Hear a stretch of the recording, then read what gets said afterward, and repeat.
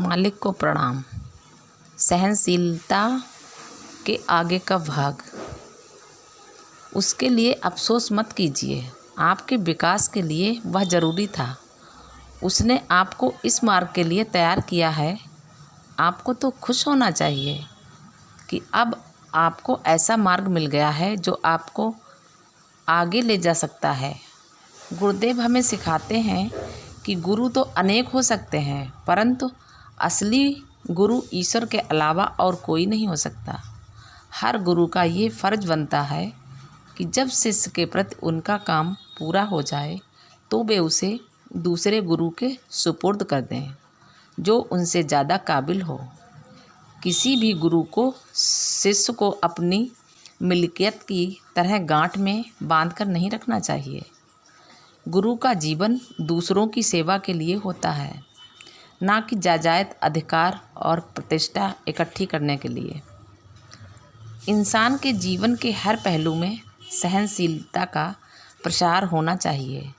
अनेक वर्षों तक गुरुदेव के साथ रहने के बाद मैं इस निष्कर्ष पर पहुंचा हूं कि सबसे महत्वपूर्ण आध्यात्मिक गुण शायद सहनशीलता ही है, क्योंकि इसमें समझदारी, दानशीलता और प्रेम न केवल निहित होते हैं, बल्कि ये सब इससे अपने आप पैदा हो जाते हैं। अक्सर मैंने सुना है कि प्यार से सहनशीलता पैदा होती है, पर सच तो ये है कि प्यार पैदा होता है। यह मनोविज्ञान का एक स्वयं सिद्ध सिद्धांत है कि जिनके दिल में अपने प्रति घृणा छिपी रहती है वे ही संसार में घृणा फैलाते हैं। जब हम अपने गुणों या कमी को स्वीकार नहीं कर पाते तभी ऐसी घृणा पैदा होती है। ऐसी घृणा असल में आत्मद्वेष होती है। सहनशीलता का व्यापक अर्थ यह स्वीकार करना है कि सृष्टि के विशाल रचना क्रम में हर वस्तु का अपना स्थान है। सहनशीलता सृष्टि की इसी मूलभूत सच्चाई को उजागर करती है। सहनशीलता इस प्रकार सृष्टि के रचना क्रम की योजना का सही दृष्टिकोण पेश करती है। हमें सिखाया गया है कि अच्छाई और बुराई साथ साथ रहते हैं। यही नहीं, वे एक ही वास्तविकता के दो पहलू हैं। बुराई, भलाई तथा जीवन के दूसरे दंदों को हमें इसी नज़रिए से देखना सिखाया जाता है। जहाँ एक है वहाँ दूसरा भी ज़रूर होगा, इसका कोई विकल्प नहीं होता।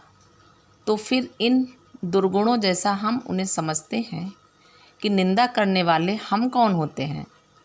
अक्सर लोगों के चरित्र में विरोधाभास देखकर हम परेशान हो उठते हैं, जैसे किसी मालदार का कंजूस होना, ईमानदार का छिपकर चोरी करना, पुण्यवान का दुष्चरित्र होना या किसी धर्मध्वजी के व्यक्तिगत काले घिनौने कारनामे। हम इनसे घबरा जाते हैं। और तो और ज्ञान और समझदारी की अपनी तलाश भी हमें नैराश्यपूर्ण और व्यर्थ लगने लगती है। सहनशीलता हमें सोचने के लिए थोड़ा समय देती है और इस तरह हमें किसी भी चीज़ की गहराई में जाकर उसे जांचने और सत्य को परखने का मौका देती है। किसी वस्तु को जांचने और समझने के लिए समय प्रदान करना सहनशीलता का कम से कम इतना फ़ायदा तो ज़रूर होता है। और जब बाहरी चीज़ों को नज़रअंदाज करके हम गहराई में उतरने लगते हैं तो वास्तविक समझ पैदा होने लगती है और तब ये जाहिर होता है कि लोग बाहर से जैसे दिखाई पड़ते हैं अंदर से वैसे नहीं होते। अगर हम सच्चे दिल से लगनपूर्वक साधना करें तो एक वक्त ऐसा ज़रूर आएगा जब हम पापी के भीतर छिपे संत को देख पाएंगे।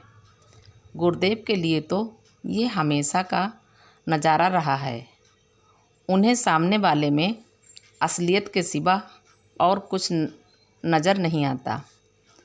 एक बार हम लोग अपने सत्संग में ऐसे अभ्यासी की मौजूदगी पर विचार विश्रम कर रहे थे जिसे बड़ा दुष्चरित्र माना जाता था। कुछ अभ्यासियों को आश्चर्य हो रहा था कि ऐसे इंसान को ध्यान में कैसे शामिल कर लिया गया है। काफ़ी बहस के बाद इसके स्पष्टीकरण के लिए गुरुदेव के पास जाने का निश्चय किया गया। उनका उत्तर बिल्कुल सीधा साधा था। उन्होंने कहा, हम अधम चीज़ों की जानकारी हासिल करना नहीं चाहते। हमारी नज़रें उनकी तरफ नहीं जाती। वे ऐसी चीज़ों की ओर ध्यान नहीं देते। गुरुदेव हर किसी की अच्छाई ही देखते हैं, जबकि हम जैसे आम लोग न केवल दूसरों की बुराई देखते हैं, बल्कि दूसरों में बुराइयां ही ढूंढने की कोशिश करते हैं। उनमें और हम में यही फ़र्क है। जहाँ तक मेरी निजी जानकारी है, गुरुदेव ने शायद ही कभी किसी बात के लिए किसी की आलोचना की हो। वे सलाह भी बहुत कम मौक़ों पर दिया करते हैं। मैंने एक बार बाबूजी से पूछा कि किसी में गलत बात देखने पर भी आप उसकी आलोचना क्यों नहीं करते। बाबूजी का जवाब था, लाला जी साहब किसी को भी सीधे और साफ शब्दों में कभी सलाह नहीं दिया करते थे। हाँ, कुछ इशारा ज़रूर कर दिया करते थे, लेकिन ऐसे इशारों को समझने की काबिलियत कितने लोगों में होती है। जब तक कोई सलाह ना मांगे, हमें सलाह नहीं देनी चाहिए। गुरु तालीम देने वाला होता है और उसका फ़र्ज़ है कि सही वातावरण पैदा करके परिवर्तन लाए। गुरु का यही काम है, यही सकारात्मक या सही दृष्टिकोण है। आलोचना करने पर तो अभ्यासी उसके लिए चिंता करने लगेंगे, जो उनकी तरक्की में बाधा बन जाएगा। एक बात और हम आपको बताते हैं, अगर हम किसी अभ्यासी को कुछ करने के लिए कहें और वह उसे न करे, तब तो उस बेचारे पर गुरु की आज्ञा न मानने का माप लाद कर हम उसकी परेशानी और भी बढ़ा देंगे। इस तरह उसकी सहायता करने की बजाय हम तो उसे नुकसान पहुंचा देंगे। अब समझे तुम कि हम सीधे सीधे सलाह क्यों नहीं देते। सलाह तो हम बहुत सी देते रहते हैं, लेकिन आम बातों की शक्ल में। जब सब हमारे सामने बैठे होते हैं, तब अक्लमंद आदमी समझकर उसे अपने जीवन में लागू करना शुरू कर देता है। तब उसकी तरक्की जल्दी होने लगती है, क्योंकि वह गुरु का साथ देता है। स्पष्ट है कि गुरुदेव का दृष्टिकोण केवल सहनशीलता ही नहीं होता, बल्कि उससे भी कहीं आगे बढ़कर वे अभ्यासी की प्रगति की सारी जिम्मेदारी अपने ऊपर ले लेते हैं।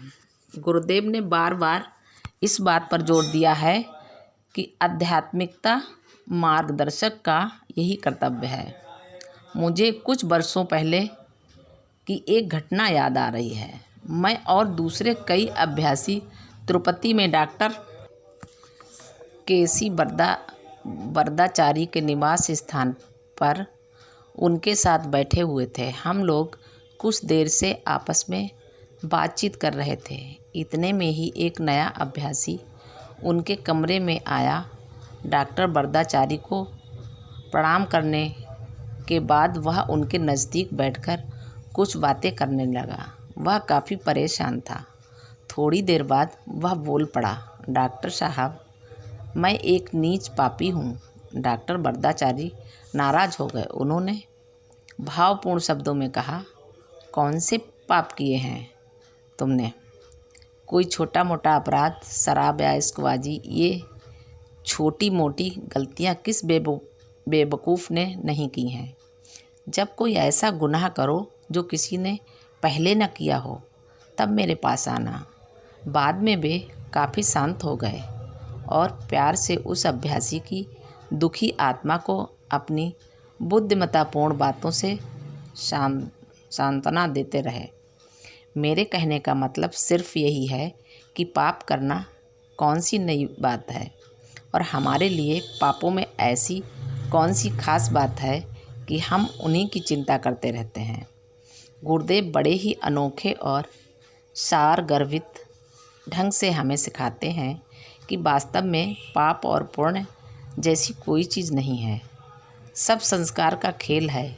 कोई भी काम, चाहे वह भला हो या बुरा, यदि उसकी छाप मन पर बन जाए तो उसका संस्कार बन जाता है। आध्यात्मिक दृष्टि से ये ठीक नहीं है। पाप करना शायद उतना बुरा नहीं है जितना कि उसके बारे में बैठकर सोचते रहना।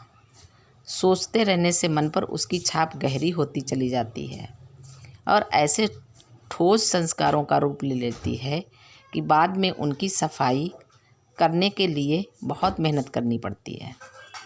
गुरुदेव हमें बीती बातों को भूल जाने की सलाह देते हैं। जो बीत चुका उसकी चिंता करने से क्या फ़ायदा। वह तो अब बीत चुका है। मालिक को प्रणाम। सभी अभ्यासी भाई बहनों को नमस्कार। हमारा वीडियो आप सभी को पसंद आए तो शेयर करें, लाइक करें, सब्सक्राइब करें।